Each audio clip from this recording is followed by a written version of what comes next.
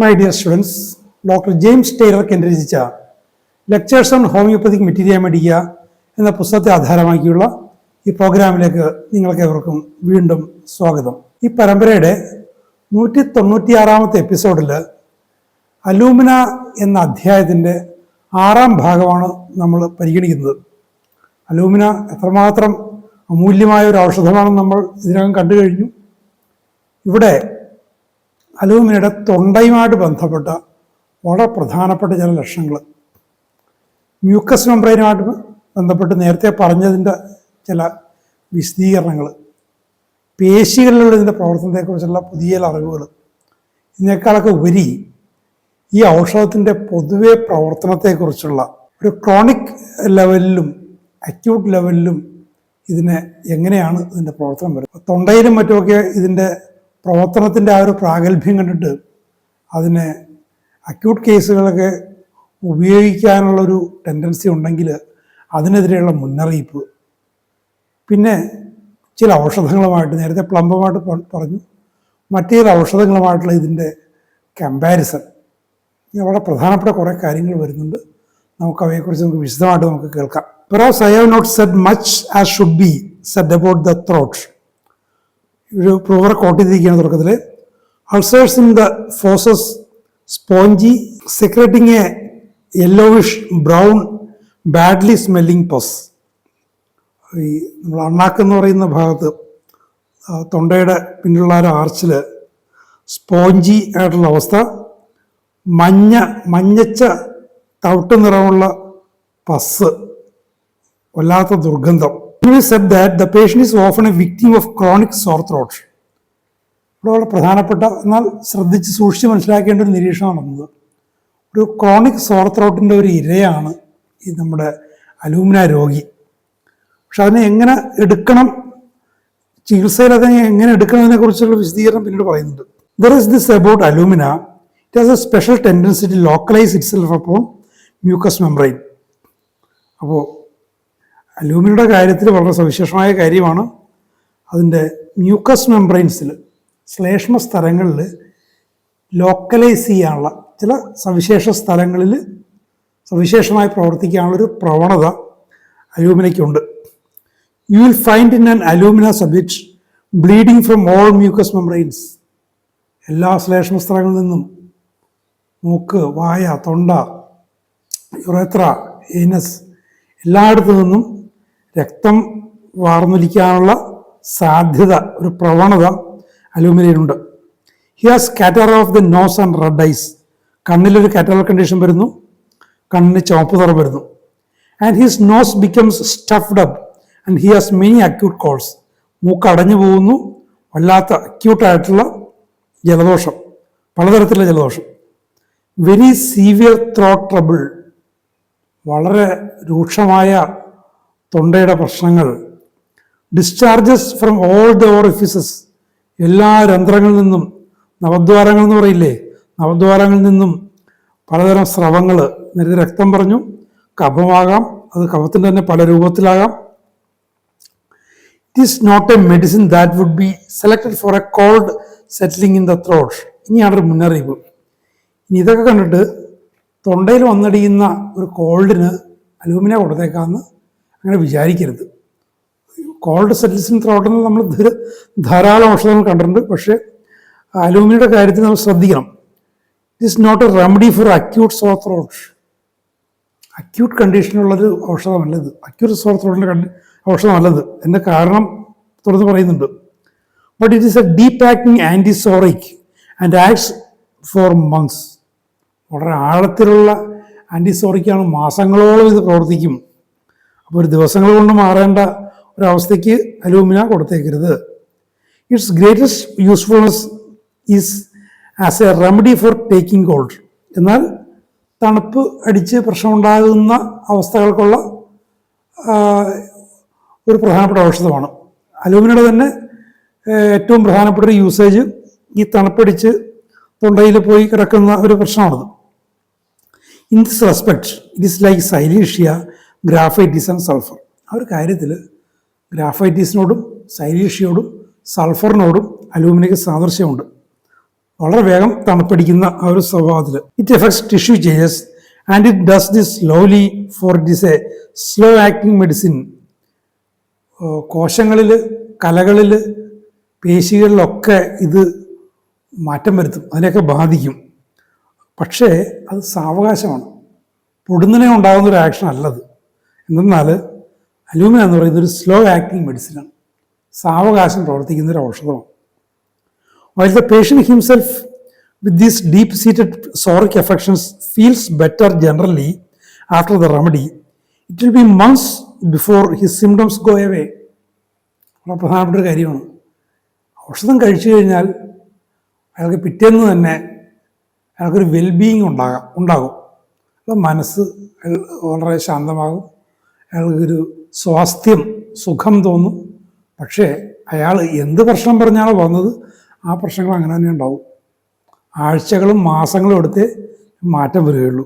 നമ്മൾ പല ഔഷധങ്ങളും ഇത് കാണും, ഇങ്ങനത്തെ ഒരു slow acting but deep acting nature. While the patient himself with these deep-seated psoriatic affections, he may say, I feel better, but my symptoms all appear to be there. എനിക്ക് നല്ല സുഖം തോന്നുന്നുണ്ട്, പക്ഷേ എൻ്റെ ലക്ഷണങ്ങളൊക്കെ അങ്ങനെ തന്നെ അവിടെ ഉണ്ടല്ലോ. ഇത് സൾഫർ കഴിച്ച ശേഷം ഞാൻ അനുഭവിച്ചിട്ടുള്ള കാര്യമാണ്. എൻ്റെ മനസ്സിലുണ്ടായിരുന്ന രോഗഭീതി, മരണഭയം, ആശങ്കകൾ ഒക്കെ മാറി. എൻ്റെ പനി വരലുണ്ട്, പിറ്റേന്ന് രാവിലെയും പതിപോലെ പനി വന്നു. ഈ ഡിസ്കളറേഷൻസ് അങ്ങനെയുണ്ട്, അരിമ്പാറയുണ്ട്, വേദനയുണ്ട്, ഒക്കെ അങ്ങനെ തന്നെ ഉണ്ട്. പക്ഷേ എനിക്ക് വേണ്ട ഔഷധം കിട്ടി, എനിക്ക് സൗഖ്യം കിട്ടി, രോഗശാന്തി കിട്ടി എന്നുള്ളൊരു തോന്നൽ എൻ്റെ ഉള്ളിൽ വന്നു. അത് ഏത് ഹോമിയോപ്പതിക് ആൻറ്റിസോറിക് അല്ലെങ്കിൽ ആൻറ്റി മയാസ്മാറ്റിക് ഔഷധത്തിൻ്റെയും ഒരു ക്രോണിക് ഔഷധത്തിൻ്റെയും ശരിയായ പ്രവർത്തനത്തിൻ്റെ തെളിവാണത്. പക്ഷേ സൾഫറിലൊക്കെ വളരെ വേഗം ഒരു 2 ആഴ്ചയൊക്കെ തന്നെ അതിൻ്റെ ഒരു നല്ലൊരു ഫിസിക്കൽ ചേഞ്ചസ് നമുക്ക് കാണാൻ പറ്റും. പക്ഷേ അലൂമിനിയയിൽ ചിലപ്പോൾ മാസങ്ങൾ എടുത്തുന്നിരിക്കും. അപ്പോൾ അത് പറഞ്ഞ് മനസ്സിലാക്കിയിരിക്കണം. I can eat better and sleep better. സൗഖ്യം കിട്ടിയതിൻ്റെ വളരെ പ്രധാനപ്പെട്ട സൂചനകളാണ്. എനിക്ക് നന്നായിട്ട് ഉറങ്ങാൻ പറ്റും, എനിക്ക് നന്നായിട്ട് ആഹാരം കഴിക്കാൻ പറ്റും.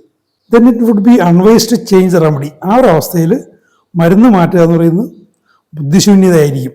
U need not expect to get immediate relief of the catarrhs and pains in the back and other symptoms for which you gave this remedy. അപ്പോൾ നിങ്ങൾ മരുന്ന് കൊടുത്തത് ഈ കാറ്റാറ കണ്ടീഷന് വേണ്ടിയിട്ടായിരിക്കാം, മുതുകുവേദനയ്ക്ക് വേണ്ടിയിട്ടായിരിക്കാം, അല്ലെങ്കിൽ എന്തെങ്കിലും തളർച്ചയ്ക്ക് വേണ്ടിയിട്ടായിരിക്കാം, രക്തവാർച്ചയ്ക്കോ എന്തെങ്കിലുമൊക്കെ വേണ്ടിയിരിക്കും. പക്ഷേ അതൊക്കെ അവിടെ തന്നെ ഉണ്ടാകും. പക്ഷെ നിങ്ങൾ ഔഷധം മാറ്റേണ്ട കാര്യമില്ല. You will be satisfied if you get the results after many weeks. നിരവധി ആഴ്ചകൾക്ക് ശേഷമാണ് ഫലം കിട്ടുന്നതെങ്കിലും നിങ്ങൾ അതുകൊണ്ട് തൃപ്തരാകണം. നമ്മൾ എടുക്കുന്ന ഡോക്ടർ തൃപ്തരാകുക എന്നുള്ളതല്ല, രോഗിയെ പറഞ്ഞ് കൺവിൻസ് ചെയ്യുക.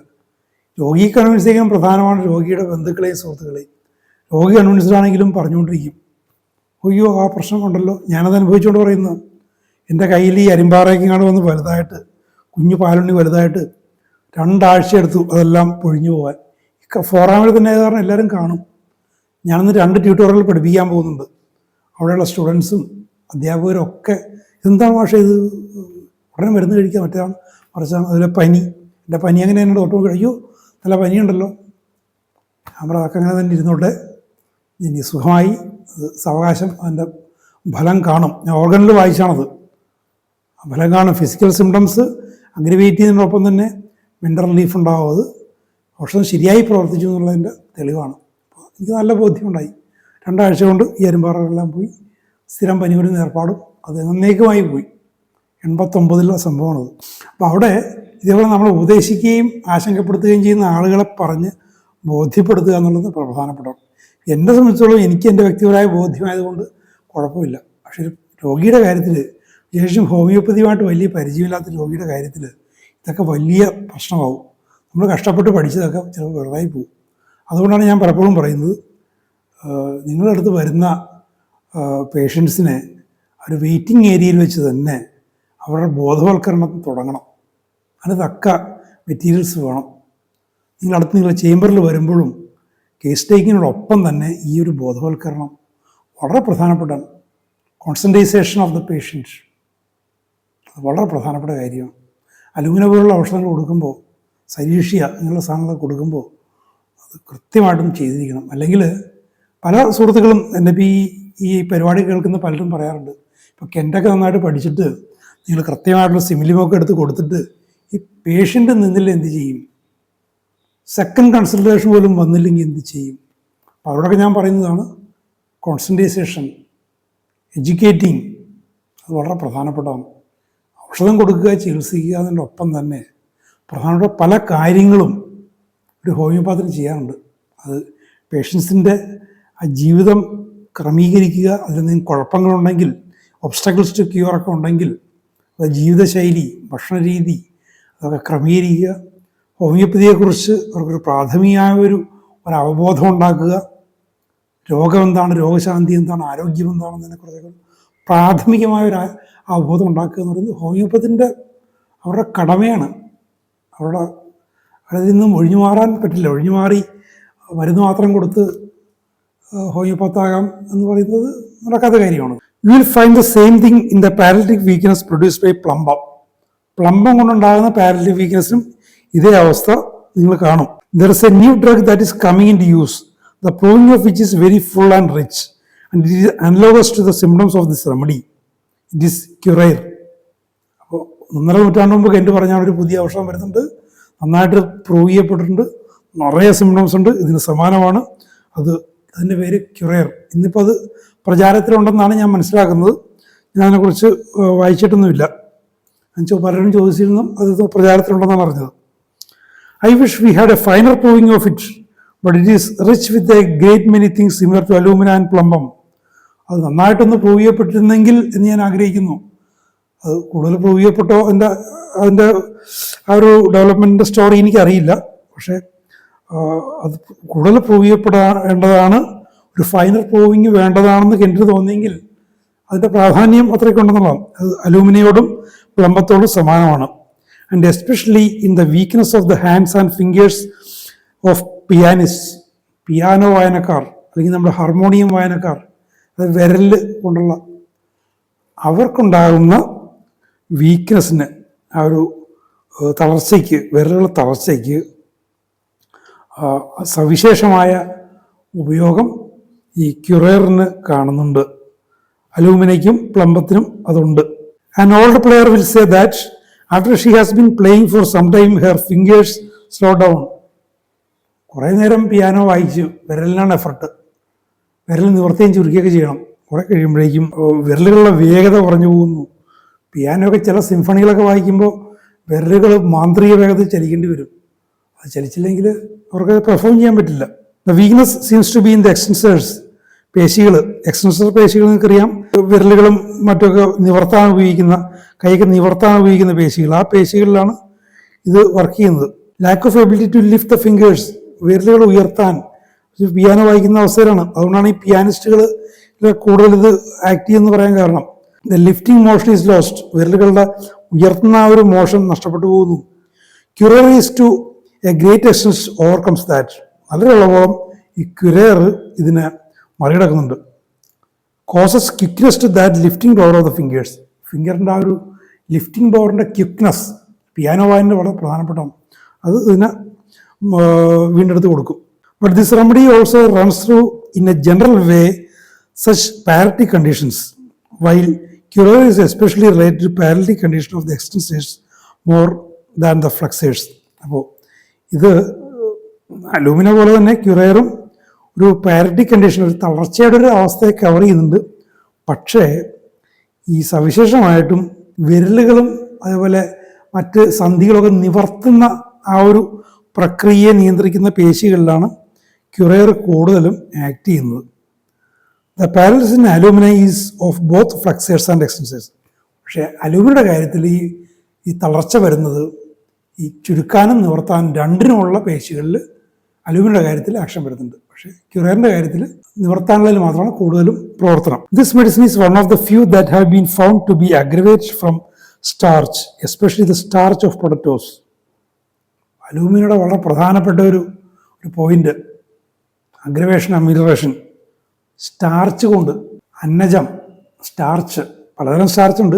ഇവിടെ ഉരുളക്കിഴങ്ങിൻ്റെ സ്റ്റാർച്ച് കൊണ്ട് അഗ്രവേഷൻ വരുന്നു ഈ അലൂമിനയിൽ. Aggravation from eating potatoes. Potato തിന്നുന്നവർക്ക് തന്നെ അത് കുഴപ്പമാണ്. എനിക്ക് ഉപദേശം പലരും തന്നിട്ടുണ്ട്. എൻ്റെ ഈ കോൺസ്റ്റിപ്പേഷൻ്റെ കാര്യം പറയുമ്പോൾ പലരും ഞാൻ നേരത്തെ എനിക്ക് പറഞ്ഞു വരുന്ന ഒരു സിംഗിൾ സുണ്ടം വെച്ച് ഉപദേശിക്കുന്ന ആൾക്കാരുണ്ട്, പ്രിസ്ക്രൈബ് ചെയ്യുന്ന ആളുകളുണ്ട്. അലൂമിന കഴിക്കാത്തതാണ് ആൽബി. എനിക്കിത് വായിച്ച കാലത്ത് അറിയാം പൊട്ടറ്റോയോടുള്ള ബന്ധം. എനിക്ക് പൊട്ടറ്റോയോട് ഭയങ്കര ക്രേവിങ്ങുള്ള ആളാണ്. പൊട്ടറ്റോ പലതരത്തിലും ഞാൻ ആഹാരമായിട്ട് കഴിക്കും. പൊട്ടറ്റോ മാത്രമായിട്ട് ഒരു ഡയറ്റ് ഫോളോ ചെയ്യാൻ, ഒരു സ്റ്റേപ്പിൾ ഫുഡ് പോലെ ഉപയോഗിക്കാൻ ഞാൻ തയ്യാറാണ്. പക്ഷെ ഇവിടെ അത് പറ്റില്ല. അതുതന്നെ ഒരു കോൺട്രാഇൻഡിക്കേഷൻ അല്ലേ. അപ്പം അത്തരം കാര്യങ്ങളൊക്കെ മനസ്സിലാകാതെ ചാടിക്കയറി മരുന്നുകൾ പറയുന്ന രീതി, മരുന്നുകൾ കൊടുക്കുന്ന രീതി അത് തെറ്റാണ്. It was indigestion, diarrhoea, great flatulence and aggravation of the cough from eating potatoes. ഉണ്ടോ, ഉരുളക്കിഴങ്ങ് കഴിക്കുന്ന എന്തൊക്കെ പ്രശ്നം? അതുകൊണ്ട് ദഹനക്കേടുണ്ടാകുന്നു, വയറിളക്കം ഉണ്ടാകുന്നു, വായു വന്ന് വയറ് വീർത്ത് കെട്ടുന്നു, ചുമ വർദ്ധിക്കുന്നു. ഇത്തരം പ്രശ്നങ്ങളാണ് പൊട്ടറ്റോ തിന്നുകൊണ്ടുണ്ടാകുന്നത്. എൻ്റെ പൊട്ടറ്റയോടുള്ള താല്പര്യം കൊണ്ട് പലരും പറയാറുണ്ട്, അയ്യോ പൊട്ടറ്റോ കഴിച്ചാൽ ഗ്യാസ് വരില്ലേ എന്ന്. അപ്പോൾ നിരവധി പേർക്ക് അതുകൊണ്ട് ഗ്യാസ് വരുന്നുണ്ട്. അപ്പോൾ ഈ പൊട്ടറ്റോ ഈറ്റിങ് നമുക്കറിയാം, ജർമ്മനി, നമ്മുടെ സാമൂഹ്യ ഹനുമാൻ്റെ നാട്, അവരുടെ സ്റ്റേപ്പിൾ ഫുഡാണ് പൊട്ടറ്റോ. സാധാരണ ഭക്ഷണം ഉരുളക്കിഴങ്ങ്. പല പാശ്ചാത്യ രാജ്യങ്ങളിലും, തണുപ്പ് രാജ്യങ്ങളിൽ, റഷ്യൻ സാഹിത്യത്തിലൊക്കെ നിറയെ ഉരുളക്കിഴങ്ങ് വരും, നമ്മളെ നെല്ല് അരി വരുന്നത് പോലെ. അപ്പോൾ അവർക്കൊന്നും ഇത് വരുന്നില്ലല്ലോ. അതിൻ്റെ ഒരു പ്രശ്നം, ഞാനെക്കുറിച്ച് ധാരാളം അന്വേഷിച്ചു. ഈ പൊട്ടറ്റോ കഴിക്കും. ജർമ്മനിയിലുള്ള ഞാൻ കൊച്ചി യൂണിവേഴ്സിറ്റി പഠിക്കുമ്പോൾ അവിടുത്തെ ഫോറിൻ ലാംഗ്വേജ് ഡിപ്പാർട്ട്മെൻറ്റിൻ്റെ ഹെഡ് ഒരു ജർമ്മനിയിൽ പോയി ജർമ്മനിൽ PhD എടുത്തൊരു പ്രൊഫസറായിരുന്നു, പ്രൊഫസർ ആനി ജോസഫ്. ഓർഗൻ വായിച്ച് മനസ്സിലാക്കാൻ എന്നെ കുറേ സഹായിച്ചിട്ടുള്ളവരാർ. അപ്പോൾ അവർ പറഞ്ഞതെന്ന് വെച്ചാൽ ഉരുളക്കിഴങ്ങ് തൊലി കളയാതെ വേവിക്കണം. ഇവിടെ പലരും തൊലി ചെത്തിക്കളഞ്ഞിട്ട് ഒക്കെയാണ്, സ്ക്രബ് ചെയ്ത് കളഞ്ഞിട്ടൊക്കെയാണ് ഇവിടെ ഉരുളക്കിഴങ്ങ് വേവിക്കുന്നത്. തൊലി കളയാതെ വെറുതെ വൃത്തിയാക്കിയിട്ട് തൊലി കളയാതെ വേവിക്കുക, പൊളിച്ച് കളയുക. It is also aggravation from salt, wine, vinegar, pepper and from spirituous drinks. അലൂമിനിയുടെ മറ്റ് അഗ്രവേഷൻസ് നോക്കുക. ഉപ്പ് കൊണ്ട്, വീഞ്ഞ് കൊണ്ട്, വിനെഗർ കൊണ്ട്, കുരുമുളക് കൊണ്ട്, ഏതു തരം ലഹരി പാനീയങ്ങളുകൊണ്ടും അലൂമിന പേഷ്യൻറ്റിന് പ്രശ്നമാണ്. Alumina is a spinal remedy and aggravation from spirituous drinks is in keeping with some other spinal remedies. അപ്പോൾ ഈ സ്പിരിച്വസ് ഡ്രിങ്ക്, ആൽക്കഹോൾ കലർന്ന പാനീയങ്ങൾ കൊണ്ടുള്ള പ്രശ്നങ്ങൾ അലൂമിനയിൽ മാത്രമല്ല, അലൂമിനിയം സ്പൈനൽ റെമഡിയാണെന്ന് നമ്മൾ കണ്ടു. സ്പൈൻ അതൊരു നാഡി തന്നെയാണ്. നാഡികളിൽ ആൽക്കഹോൾ എങ്ങനെ പ്രവർത്തിക്കുമെന്ന് നിങ്ങൾക്കറിയാം. മറ്റു ചില ഔഷധങ്ങളോട് ഈ കാര്യത്തിൽ സാമ്യമുണ്ട്. You find it in zincum. സിംഗത്തിൽ നിങ്ങളത് കാണും. The zincum patient cannot drink wine. Zincum patient വീഞ്ഞു കുടിക്കാൻ പറ്റില്ല. പിന്നെ നമുക്കിത് നല്ല കാര്യമാണെന്ന് തോന്നും. പക്ഷെ പാശ്ചാത്യ രാജ്യം, തണുപ്പ് രാജ്യങ്ങളിൽ കടുത്ത ശൈത്യത്തെ മറികടക്കാൻ അവർക്ക് പരിമിതമായ തോതിലും മദ്യം വേണ്ടി വരും. ഇപ്പോൾ ജർമ്മനി ആണെങ്കിൽ ബിയർ അവരുടെ ദേശീയ പാനീയമാണ്. മറ്റു പല രാജ്യങ്ങളിലും വീഞ്ഞ്, റഷ്യയിൽ വോഡ്ക. കടുത്ത തണുപ്പിനെ നേരിടാൻ, ആ രക്തഓട്ടത്തെ ഒന്ന് എൻഹാൻസ് ചെയ്യാൻ ഒരു ആൽക്കഹോളിക് ഡ്രിങ്ക് വേണ്ടി വരും. അങ്ങനെയുള്ള സാഹചര്യങ്ങളാണ് ഇത്തരം മരുന്നുകൾ കുഴപ്പമുണ്ടാക്കുന്നത്. നമുക്കിവിടെ ഒരു ഉഷ്ണമേഖലാ രാജ്യത്ത് നമുക്കിതൊരു നല്ല കാര്യമായിട്ട് തോന്നും, മദ്യത്തോട് താല്പര്യം വരാത്തത്. അപ്പോൾ ആ ഒരു കാലാവസ്ഥയും ഭൂപ്രകൃതിയും ദേശങ്ങളൊക്കെ നമ്മളത് മനസ്സിലാക്കണം. For all his complaints are aggravated by it. Zincum പേഷ്യൻ്റെ കാര്യമാണ്. ആൽക്കഹോൾ കൊണ്ട് അയാളുടെ എല്ലാ പ്രശ്നങ്ങളും വർദ്ധിക്കും. This medicine is so sensitive and so easily overcome by a small amount of liquor that he is obliged to abandon it. എത്രമാത്രം ഈ തണുപ്പ് രാജ്യങ്ങളിൽ എത്രമാത്രം ഇതുകൊണ്ട് പ്രയാസപ്പെടുന്നവരുണ്ടാവുന്ന അറിയാമോ? ഒരു കടുത്ത തണുപ്പ് വരുമ്പോൾ ഒരു കവിള് മദ്യം പോലും കഴിക്കാൻ പറ്റുന്നില്ലല്ലോ. തണുപ്പിനെ നേരിടാൻ വേണ്ടി പുകവലിക്കും. റൂം ഹീറ്റിങ്ങിന് കൂടുതൽ പണം ചിലവ് ബുദ്ധിമുട്ടേണ്ടി വരും. പണ്ടത്തെ കാലത്ത് നെരിപ്പോട്ടുണ്ടാക്കും, അതിൽ നിന്ന് കാർബൺ മോണോക്സൈഡ് പോലുള്ള വാതകങ്ങൾ വരും. ഒരുപാട് പ്രശ്നമാണ്. അപ്പോൾ അവരെ സംബന്ധിച്ചുള്ള ഒരു ഈസി വേ ആണ് അല്പം ആൽക്കഹോൾ കഴിക്കുക എന്നുള്ളത്. അപ്പോൾ ചെറിയൊരു എമൗണ്ട് ആൽക്കഹോൾ പോലും കഴിക്കാൻ പറ്റുന്നില്ല ഈ സിംഗം പേഷ്യൻറ്റിനും അലൂമിന പേഷ്യൻ്റൊക്കെ. അതിനോട് വളരെ സെൻസിറ്റീവാണ്. അയാൾ ഒബ്ലിജ് ടു അബാൻഡൻ, അതിനെ ഉപേക്ഷിക്കാൻ അയാൾ നിർബന്ധിതനായി പോകും. He is not only intoxicated by it. ഇതുകൊണ്ട് ഇൻടോക്സിക്കേഷൻ ഉണ്ടാവുകയല്ല, but it aggravates his complaints. അയാളുടെ പ്രശ്നങ്ങൾ വർദ്ധിപ്പിക്കുന്നു. കുറച്ച് കഴിക്കുമ്പോൾ പെട്ടെന്ന് ലഹരി പിടിക്കുന്നു എന്നുള്ള പ്രശ്നം അയാളുടെ മറ്റ് പ്രശ്നം വർദ്ധിപ്പിക്കുന്നു. Now the digestion has practically given out in this medicine. ഇനി അലൂമിനിയുടെ കാര്യത്തെക്കുറിച്ച് ഒരു പ്രധാനപ്പെട്ട കാര്യം പറയും, ഒരു ജനറൽ കണ്ടീഷനാണത്. ഈ ദഹനം എന്ന് പറയുന്നത് ഇല്ലാതായി, പ്രായോഗികമായിട്ട് പറഞ്ഞാൽ അലൂമിനിയ പേഷ്യൻ്റ് ദഹന പ്രക്രിയ ഇല്ല. ഈ subject catarrh of the stomach. കാരണം അതാണ് മ്യൂക്കസ് മെംബ്രെയിൻ, സ്റ്റൊമക്കിലുള്ള മ്യൂക്കസ് മെംബ്രെയിനൊക്കെ എഫക്റ്റായി അവിടെ കാറ്റാറ കണ്ടീഷൻ ഉണ്ട്. To ulceration and of the stomach, അതിൻ്റെ ഒരു പരിധി കൂടി കിടന്നിട്ട് നമ്മൾ നേരത്തെ കണ്ടിരുന്നത് ഈ സ്ഥലങ്ങളിൽ അൾസറേഷനും കൊച്ചു കൊച്ചു അൾസേഴ്സ് ഉണ്ടാകുന്നു.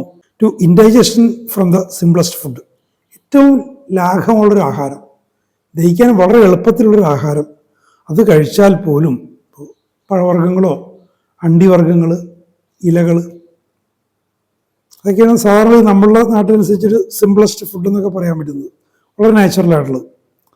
സോർ ആൻഡ് ബിറ്റർ ഇറക്റ്റേഷൻസ്, പുളിച്ചത് കെട്ടൽ, കയ്പ്, അതൊക്കെ തികട്ടി വരും. Vomiting of foods, much of bile, ഈ മഞ്ഞവെള്ളം കലർന്ന ആഹാരം, തിന്നാഹാരം ദഹിക്കാതെ ഈ ബൈൽ മഞ്ഞവെള്ളം കലർന്ന് ഛർദ്ദിക്കും. Nausea, vertigo, heartburn and flatulence, എല്ലാ പ്രശ്നങ്ങളും. ഓക്കാനം വരുന്നു, തലകറങ്ങുന്നു, നെഞ്ചുരുക്കം, വായു ഉയർത്ത് കെട്ടുന്നു. വൊമിറ്റ്സ് മ്യൂക്കസ് ആൻഡ് വാട്ടർ, കഫവും വെള്ളവും ഛർദ്ദിക്കുന്നു. Stomach is distended with gas, വയറ്റിൽ വായു എന്നറിയുന്നു. The liver is full of suffering, കരളുമായിട്ട് ബന്ധപ്പെട്ട എല്ലാത്തരം പ്രശ്നങ്ങളുണ്ട്. Both hypochondria are full of misery but especially the right. രണ്ട് ഹൈപ്പോകോൺട്രിയയും ഒരുപാട് പ്രശ്നങ്ങളുണ്ട്, വിശേഷിച്ചും വലതുവശത്ത്. അലൂമിനിയയുടെ ഒരു പർട്ടിക്കുലർ കേസിനെ കുറിച്ച് പറയുമ്പോൾ പോലും അതിനൊരു ജനറൽ നേച്ചർ വന്നു വരുന്നു. അലൂമിനിയുടെ കാര്യത്തിലൊക്കെ ഒരു ലക്ഷണം എന്ന് പറയുമ്പോൾ അത് ജനറലാണോ പർട്ടിക്കുലറാണോ എന്നൊക്കെ ശ്രദ്ധിച്ച് മനസ്സിലാക്കേണ്ടി വരും, വളരെ സൂക്ഷിച്ച് എടുക്കേണ്ടതാണ്. അപ്പോൾ എത്രയോ രോഗാവസ്ഥകളിൽ വളരെ ഭംഗിയായിട്ട് ഉപയോഗിക്കാവുന്നൊരു ഔഷധമാണ് അലൂമിനിയം എന്നുള്ളത് മനസ്സിലാക്കി. അലൂമിനിയത്തെക്കുറിച്ച് ഇനിയും കൂടുതൽ ധാരാളം ഒത്തിരി വിവരങ്ങൾ ഇത് പറയുന്നുണ്ട്. വളരെ മനോഹരമായ രീതിയിൽ എൻ്റെ അത് പറഞ്ഞു പോകുന്നുണ്ട്. നമുക്ക് അടുത്ത എപ്പിസോഡുകളിൽ നമുക്ക് കേൾക്കാം. Thank you very much for watching.